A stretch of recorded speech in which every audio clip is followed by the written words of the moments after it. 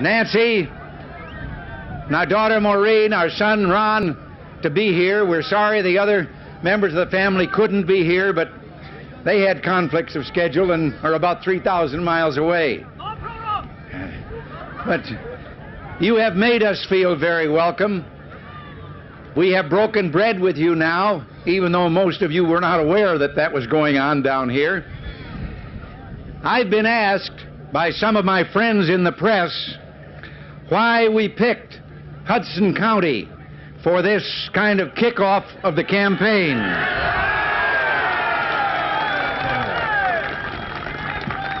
Now, I'm sure they asked because Hudson County is the home of Democrats in such great numbers. No, and I hope a lot are here. As a matter of fact, I'm the first Republican candidate to come here since 1968. But the answer to their question is, I'm here because it is the home of Democrats, because I believe today that in this country there are millions of Democrats who are just as unhappy with the way things are as all the rest of us are.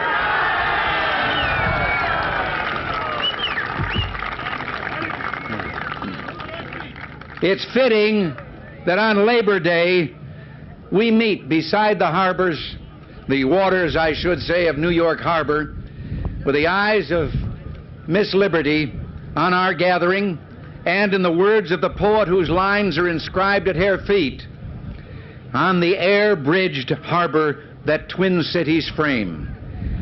Through this golden door, under the gaze of that mother of exiles, has come millions of men and women who first set foot on American soil right there on Ellis Island, so close to the Statue of Liberty. These families came here to work. They came to build. Others came to America in different ways from other lands under different and often harrowing conditions. But this place symbolizes what they all managed to build, no matter where they came from, or how they came, or how much they suffered. They helped to build that magnificent city across the river. They spread across the land, building other cities and other towns and incredibly productive farms. They came to make America work. They didn't ask what this country could do for them, but what they could do to make this refuge the greatest home of freedom in history.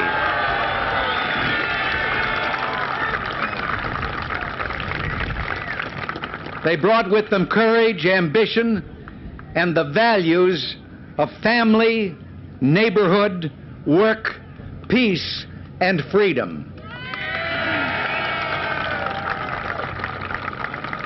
We all came from different lands, but we share the same values, the same dream. Today, a president of the United States would have us believe that dream is over, or at least in need of change. Jimmy Carter's administration tells us that the descendants of those who sacrificed to start again in this land of freedom may have to abandon the dream that drew their ancestors to a new life in a new land. You're right. The Carter record is a litany of despair, of broken promises, of sacred trusts abandoned and forgotten. 8 million out of work, inflation running at 18% in the first quarter of this year, black unemployment at 14%, higher than any single year since the government began keeping separate statistics. 4 straight major deficits run up by Carter and his friends in Congress. The highest interest rates since the Civil War, reaching at times close to 20%. Lately, they're down to more than 11%, but now they've begun to go up again. Productivity falling for 6 straight quarters among the most productive people in the world. Through his inflation, he has raised taxes on the American people by 30%, while their real income has risen only 20%. The lady standing there in the harbor has never betrayed us once, but this administration in Washington has betrayed the working men and women of this country.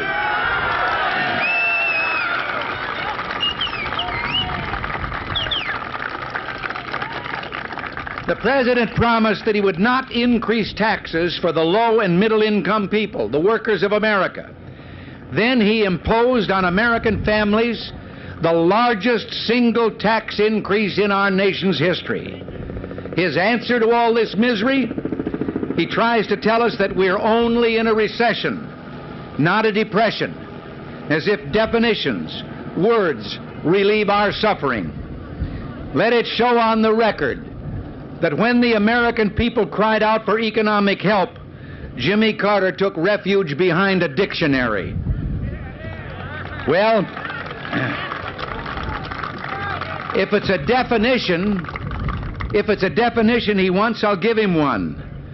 A recession is when your neighbor loses his job. A depression is when you lose yours. And recovery is when Jimmy Carter loses his.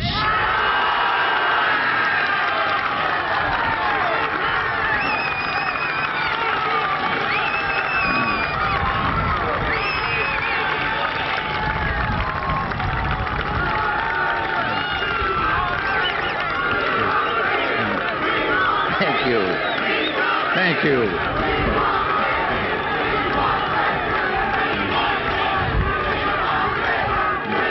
Well, all right. Maybe I should quit right now, but I'll go on for a few more minutes. I have talked with unemployed workers all across this country. I've heard their views on what Jimmy Carter has done to them and their families.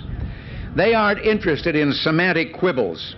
They're out of work, and they know who put them out of work, and they know the difference between a recession and a depression. Let Mr. Carter go to their homes, look their children in the eye, and argue with them that it's only a recession that put dad or mom out of work. Let him go to the unemployment lines and lecture those workers who have been betrayed on what is the proper definition for their widespread economic misery. Human tragedy, human misery, the crushing of the human spirit. They do not need defining, they need action. And it's action in the form of jobs, lower taxes, and an expanded economy that, as president, I intend to provide. Now, call this human tragedy whatever you want. Whatever it is, it's Jimmy Carter's. He caused it, he tolerates it, and he's going to answer to the American people for it.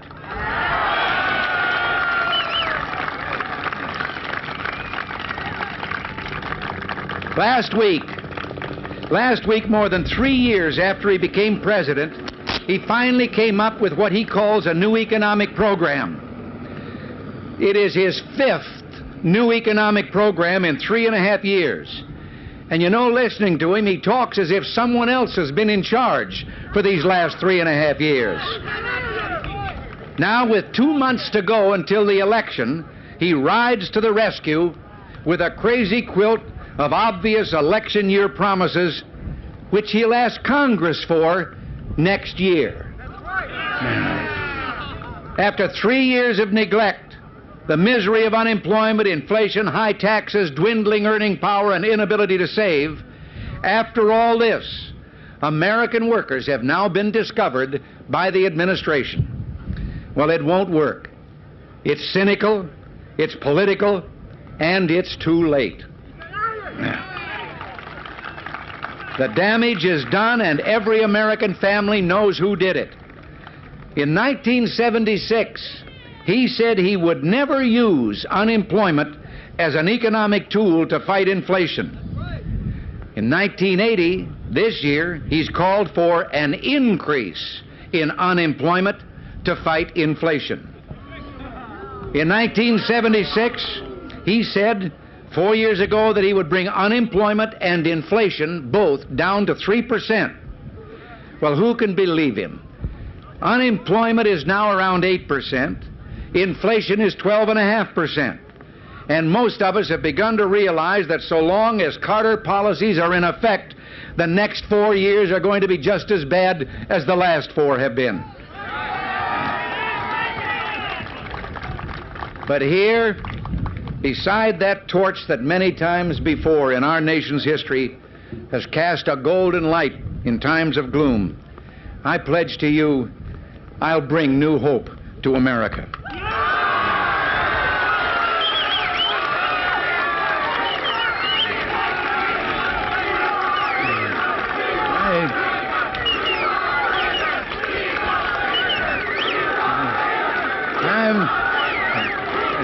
Thank you.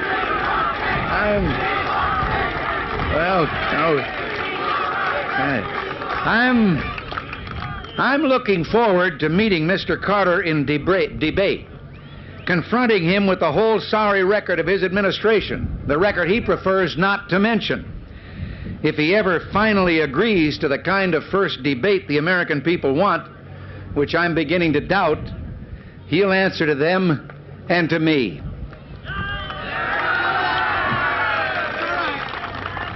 This country needs a new administration with a renewed dedication to the dream of an America, an administration that will give that dream new life and make America great again. Restoring and revitalizing that dream will take bold action.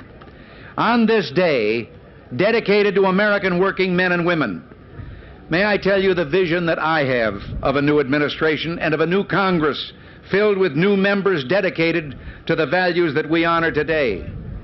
Beginning in January of 1981, American workers will once again be heeded. Their needs and values will be acted upon in Washington. I will consult with representatives of organized labor on those matters concerning the welfare of working people of this nation.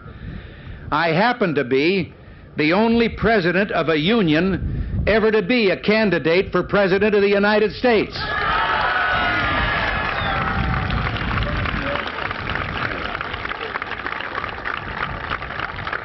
As president of my union, the Screen Actors Guild, I spent many hours with the late George Meany, whose love of this country and whose belief in a strong defense against all totalitarians is one of labor's greatest legacies. 1 year ago today, on Labor Day, George Meany told the American people, as American workers and their families return from their summer vacations, they face growing unemployment and inflation, a climate of economic anxiety and uncertainty. 1 year ago, George Meany predicted just exactly what has happened to us. Well, I pledge to you in his memory that the voice of the American worker will once again be heard and heeded in Washington, and that the climate of fear that he spoke of will no longer threaten workers and their families.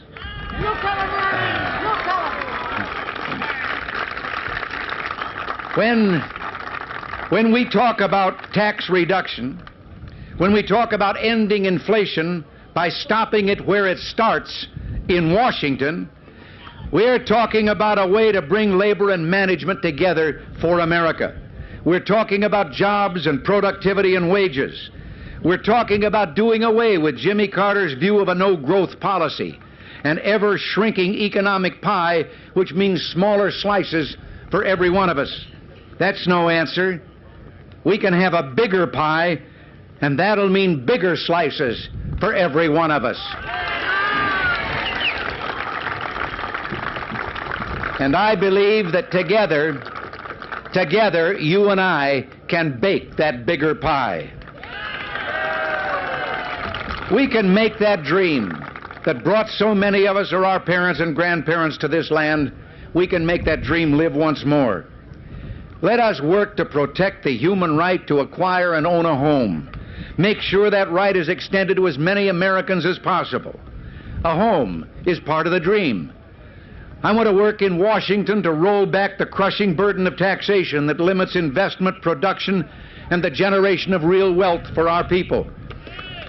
A job and savings and hope for our children is part of that dream.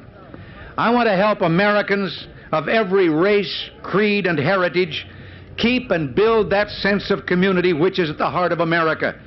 For a decent neighborhood is part of that dream.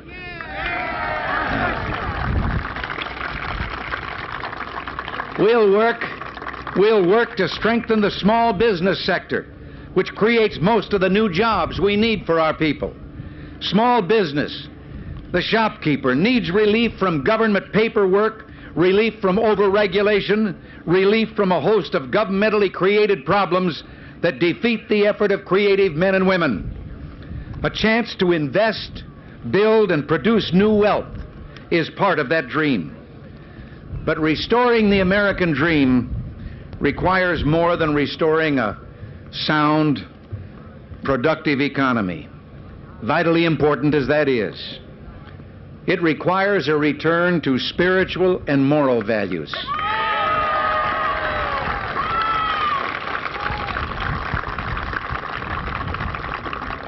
Values so deeply held by those who came here to build a new life. We need to restore those values in our daily life, in our neighborhoods, and in our government's dealings with other nations of the world. These are the values inspiring those brave workers in Poland.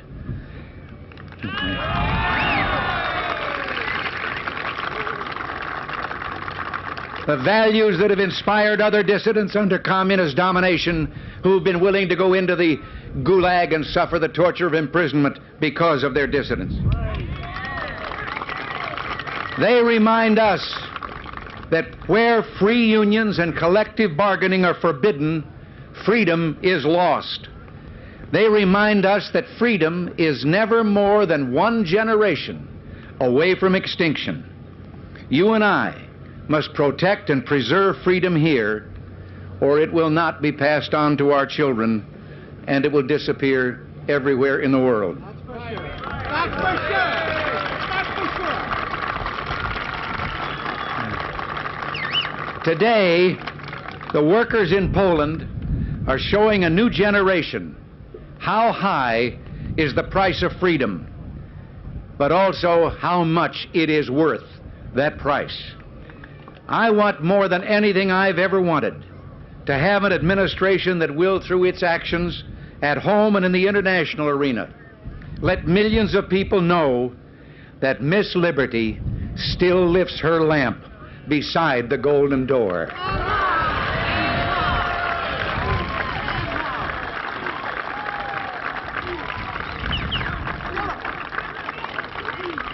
Through our international broadcasting stations, the Voice of America, Radio Free Europe, and the others, let us send loud and clear the message that this generation of Americans intends to keep that lamp shining. That this dream, the last best hope of man on earth, this nation under God, shall not perish from the earth.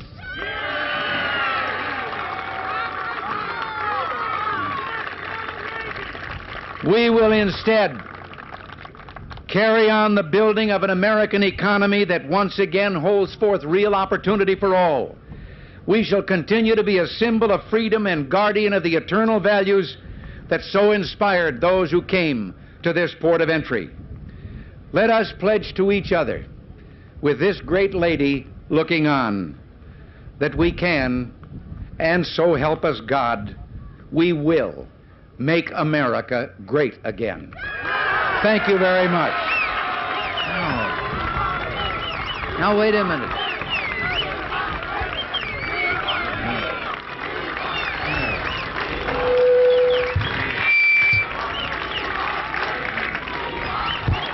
Wait a minute. I have a surprise for you. I have a surprise for you to finish up with. We all know from recent experience what the lack of leadership can do in a country. And today in Poland, we've seen what the presence of leadership can do. There was a man, the man who started that strike and who led that strike in spite of the threat to his very life that existed every minute of every day that he was doing it. Well, I want to call upon all of you, join in singing God Bless America, but while you do it, standing here beside me will be an American who is the father of that Polish strike leader, Stanley Walesa.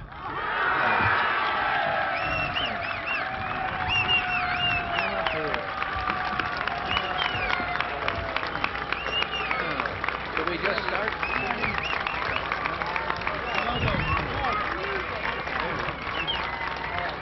Hit it. Have the band's gone? God bless America.